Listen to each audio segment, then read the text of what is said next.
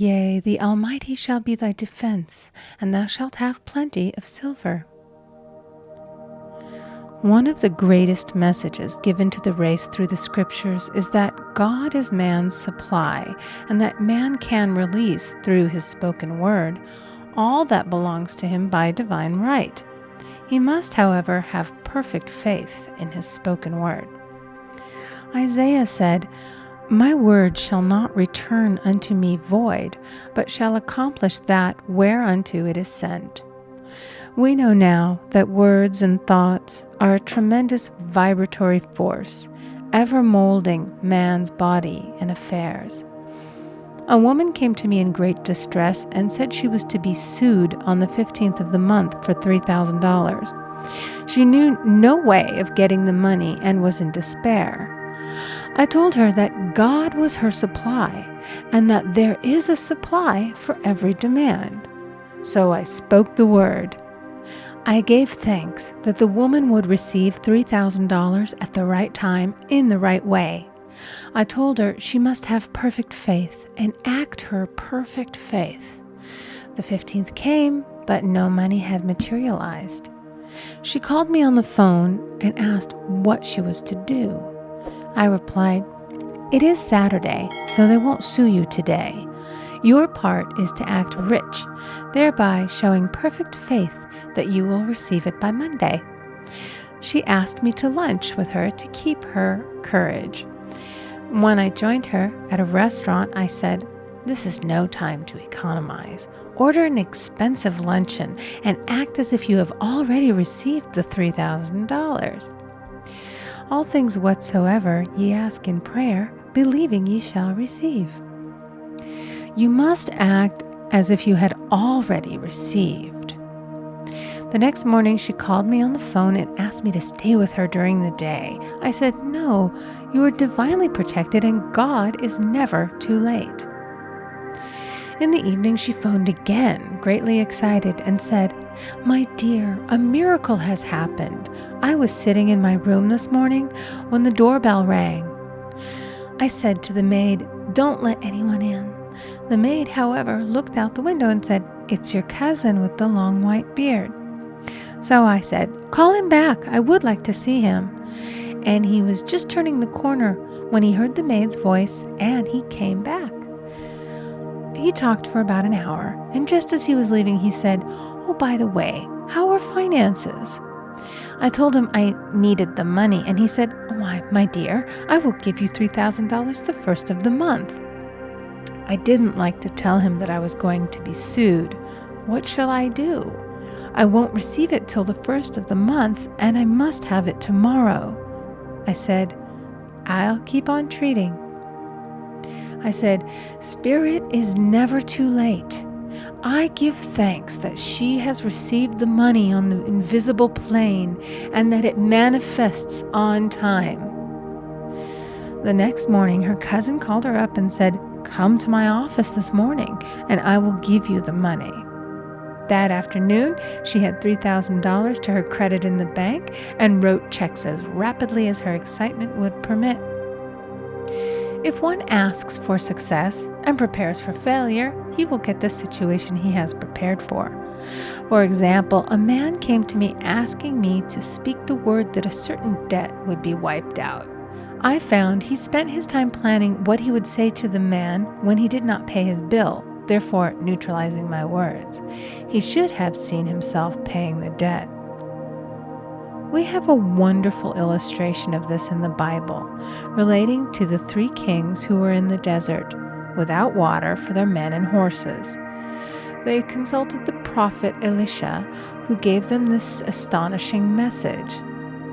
"Thus saith the Lord, ye shall not see wind, neither shall ye see rain, yet make this valley full of ditches." Man must prepare for the thing he has asked for when there isn't the slightest sign of it in sight.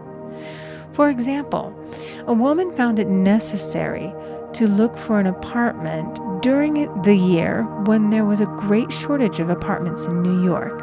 It was considered almost an impossibility, and her friends were sorry for her and said, "Isn't it too bad? You'll have to store your furniture and live in a hotel."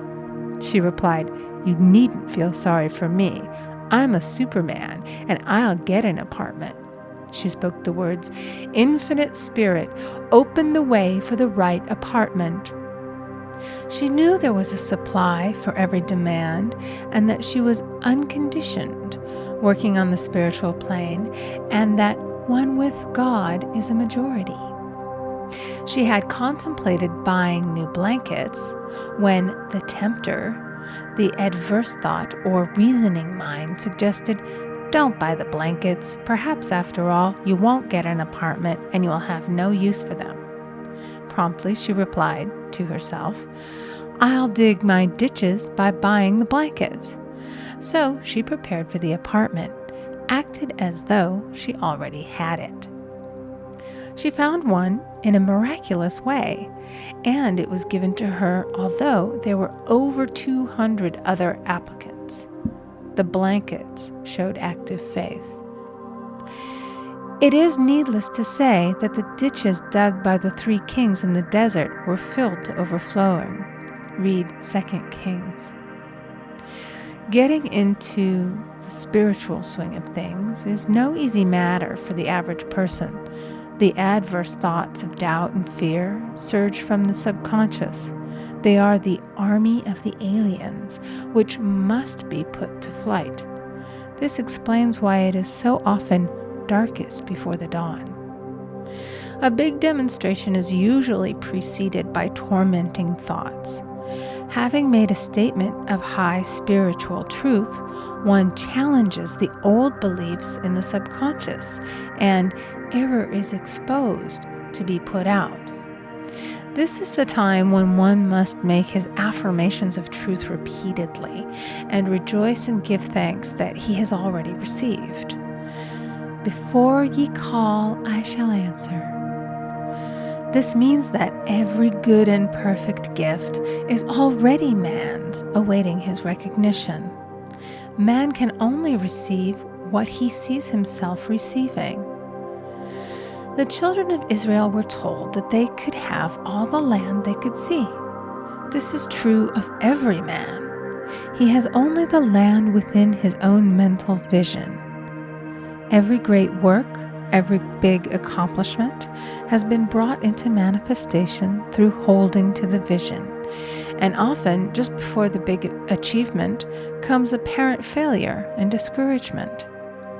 The children of Israel, when they reached the promised land, were afraid to go in, for they said it was filled with giants who made them feel like grasshoppers. "And there we saw the giants, and we were in our own sight as grasshoppers." This is almost every man's experience.